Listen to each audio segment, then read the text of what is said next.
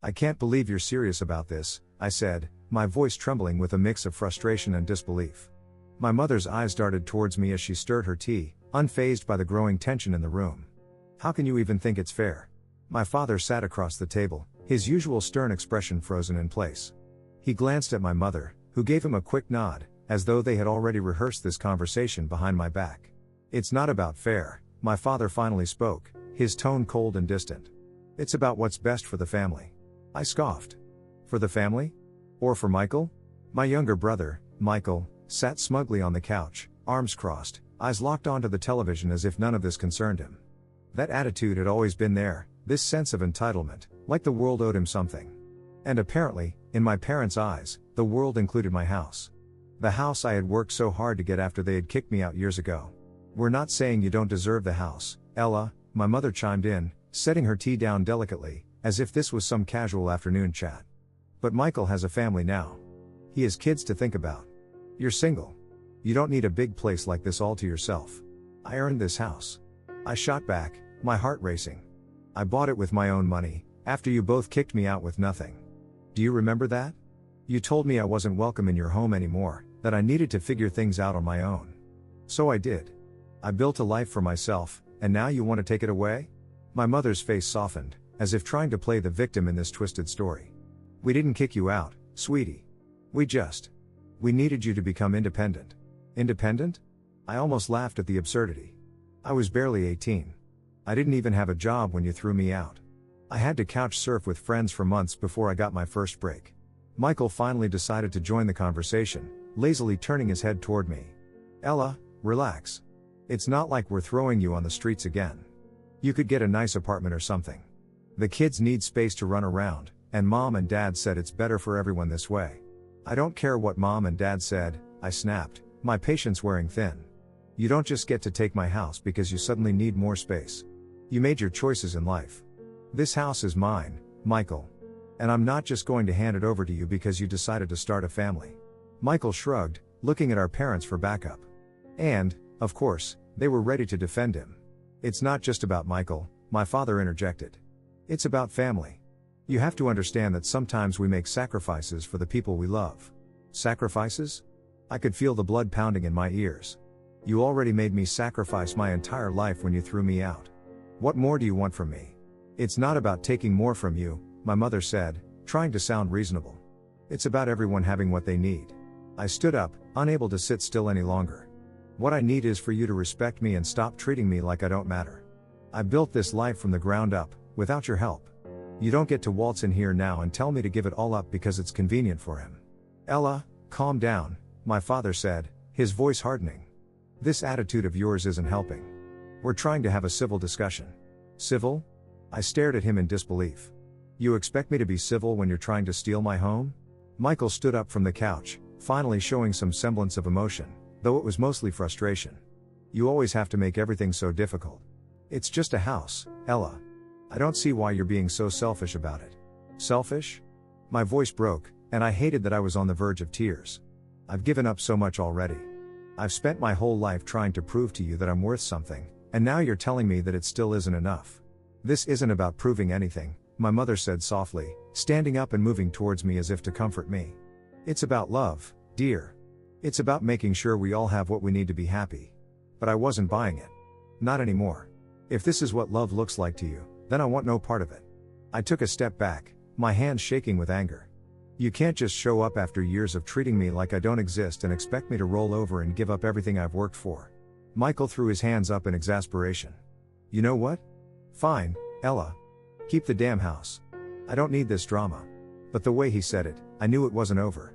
My family was too used to getting what they wanted, and if they couldn't guilt me into it today, they'd try again tomorrow. This was just the beginning of a battle I never asked for. And I wasn't backing down. The days after that explosive argument were eerily quiet. Too quiet. My phone, which had been ringing off the hook with family calls before, suddenly went silent. At first, I thought they'd finally gotten the message, that maybe, just maybe, they realized I wasn't going to fold. But I should have known better. A week later, the knock on the door came. It wasn't unexpected, but it still made my stomach twist into knots. I swung the door open to find my mother standing there, a sad smile on her face, holding a casserole dish like this was some kind of peace offering. Can I come in, sweetie? She asked, her voice soft and inviting, as if the past years hadn't been filled with abandonment and disappointment. I stepped aside reluctantly, letting her in.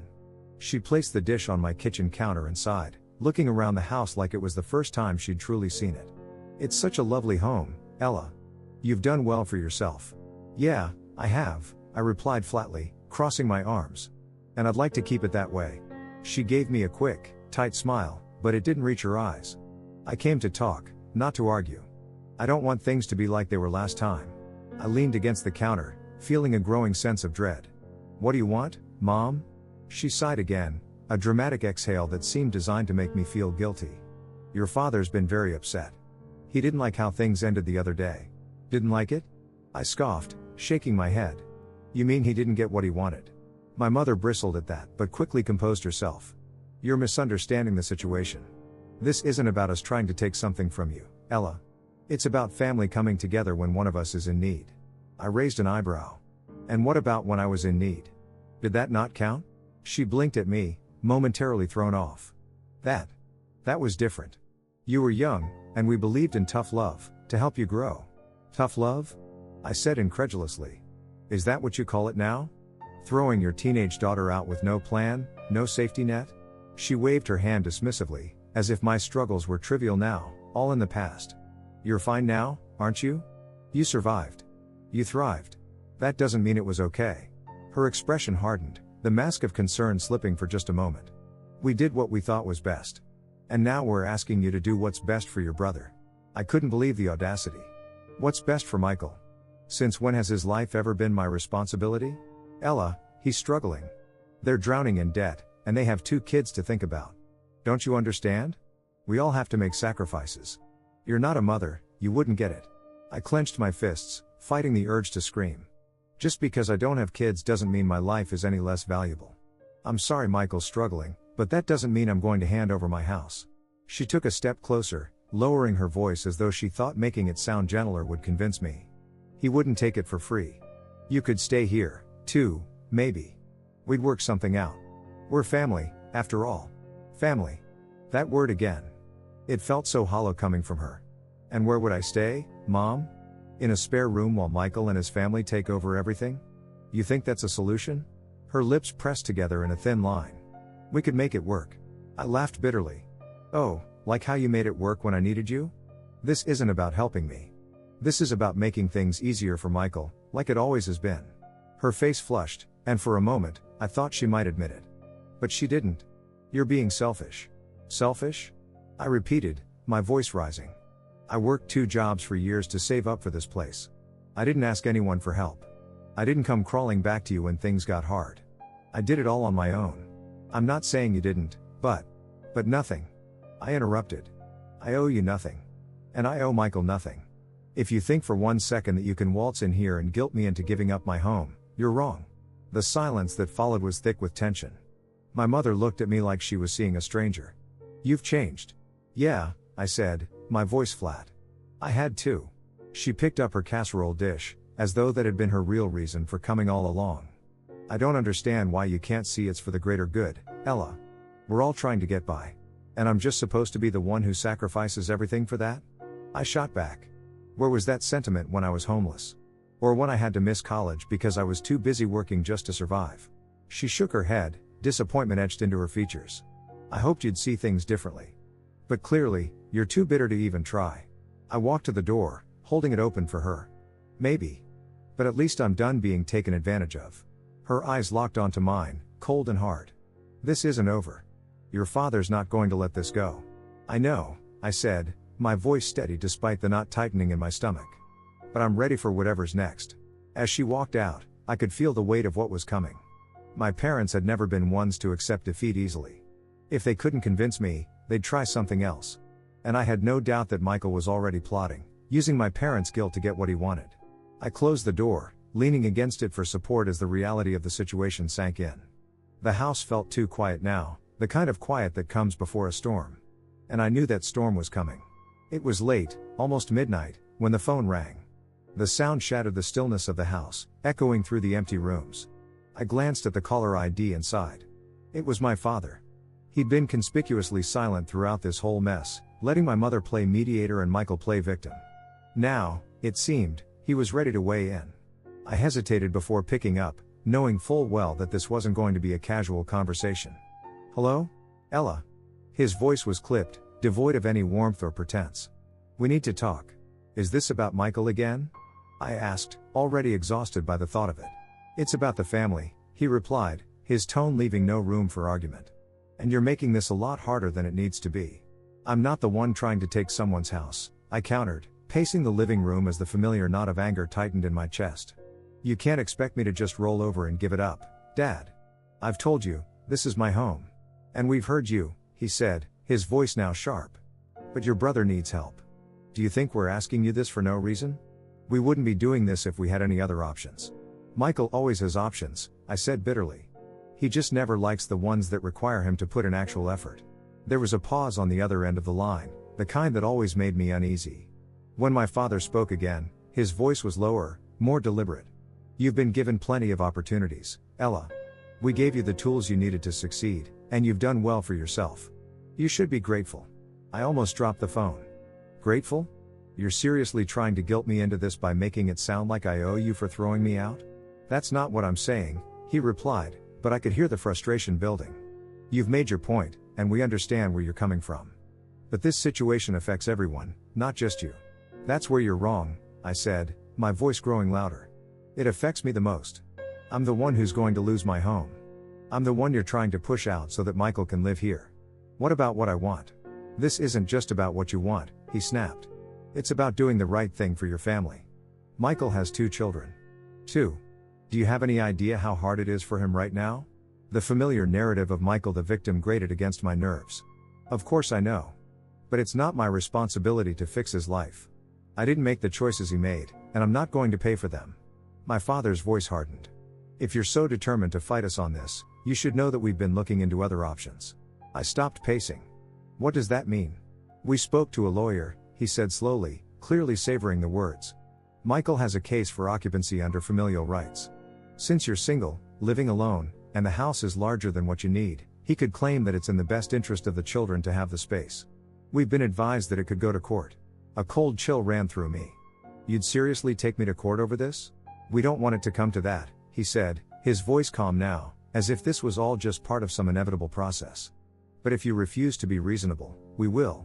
I felt my pulse quicken, my mind racing. Court? They were actually threatening to take me to court? The betrayal hit me like a punch in the gut. I had always known my family was dysfunctional, but this was something else entirely. "You're really going to do this?" I asked, my voice shaking with disbelief. "You're going to drag me through a legal battle just to steal my home and give it to Michael?" "Don't be dramatic," my father said coldly. "It's not stealing. It's about what's fair." "Fair?"